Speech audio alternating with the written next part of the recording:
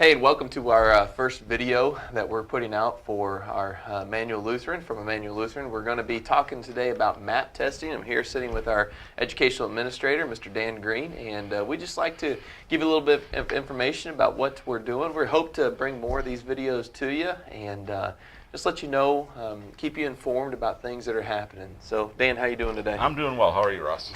Doing fantastic. A little nervous, but hey, we're here. So, Dan, what is MAPP testing? MAPP testing, first of all, MAPP stands for Measure of Academic Progress. It's a online-based achievement test, for lack of a better word. It's a quarterly test, so we'll take it fall, winter, and spring. And one of the neat features about MAPP is it's a leveled test, so it gives us student learning levels that are very, very accurate, and that allows us to tailor instruction to the student's level.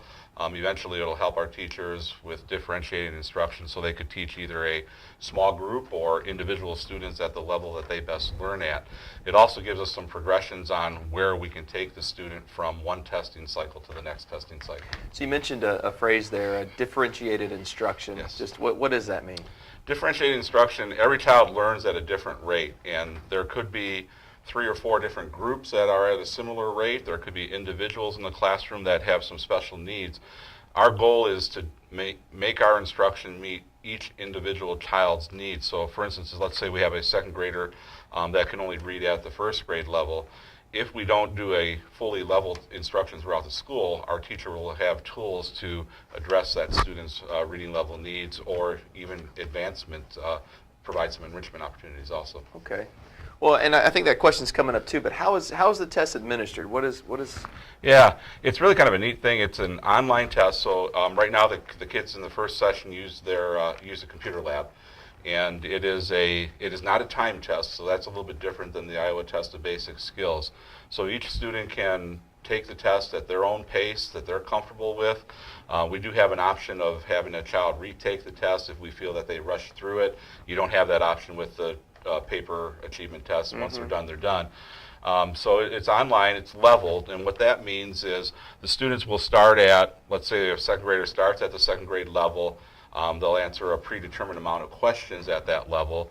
If they answer them all correctly, they're bumped up a level, and the same thing happens, and they keep bumping them up until the end of the test. If a student stumbles a little bit, they drop them back down to the level they started with, or the previous level where they answered those questions correctly, and then that gives us a real accurate picture of the learning level of the kid. Not so much of a percentile ranking, although that's important, or a grade level ranking. We actually have something called a RIT score, which basically tells us where the kid is at, and then the projection of that RIT score, where that kid should be at the next testing cycle. So I remember when I was a kid, going to these tests, and I used to be so nervous to take them for some reason. But you'd be given a scorecard, and then you get number 2 pencil, right. And it was timed. You have 60 minutes to complete this interval. So what you're telling me is that this test is really more intended to see where the student is at, and yeah, maybe a little bit also, but where we are performing as an institution in education. So this test is set up to help the student and the school. Yeah, we'll have 3 different points, data points on our test results. One will be the individual student test. One will be where the class is at. And then the third data point will be where the 10 million people who take the test across the country are at. And we can measure those data points and see where we're at as a school, as a class, and I think more importantly, as individual students. Great. And that really was that next question, is tell us about how MAPP testing is not just a measure for schools' performance, but really is meant to enhance the educational experience of the students. Yeah, we will, obviously we'll get a percentile ranking of our kids, and that'll be measured against the norms that were developed by the Northwest Evaluation Association, who are the group that wrote the test.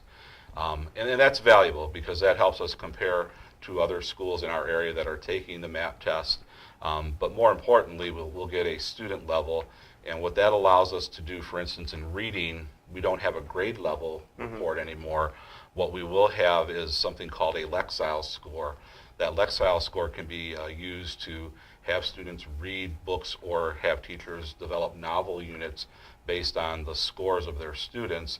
And it ranges from low to middle to high, and so depending on where the teacher wants to go with that class or that individual student, they can develop a text or direct the kids with their accelerated reader to read in the appropriate Lexile scores.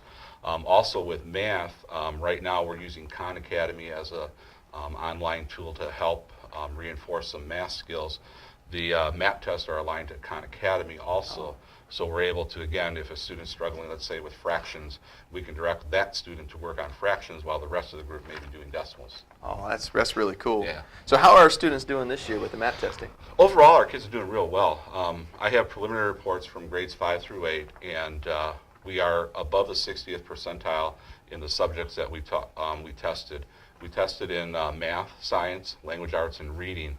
As a comparison, Iowa tests a basic score. Some of these same classes we're testing in the 40th percentile rankings. So right now our kids are doing very, very well. And I think the function of the MAPP test, and since aligned to our curriculum, is a better measure of where our kids are at. We have students that are scoring in the high 90th percentiles. About 58% of our kids are high average, which is above 61 percentile, to the high range, which is above the 80th percentile. Younger students, some of them are doing very well. I've gotten very preliminary reports from that. For instance, we have a first grader that is reading what is calculated at the 6th grade level right now. So yeah, It's really exciting what we can do with that now, instructional as well as curricular. Okay, and then when's the next round? So when's the next test? Next test will be somewhere in January. We're looking right now at targeting the January 19th.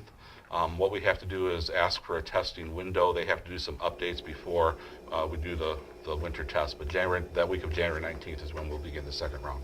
Okay. Well, and that's the bell. Maybe you're hearing that, but we're glad that you tuned in for this. Again, come back to the YouTube channel to see more videos. We're going to be getting them out, in some type of routine fashion. We hope that it's informative to you and for you and your students, and to help you understand what's going on here at Immanuel. So, thanks for tuning in. This is Pastor Schultz and Mr. Dan Green. We're glad that you were with us today. Thank you.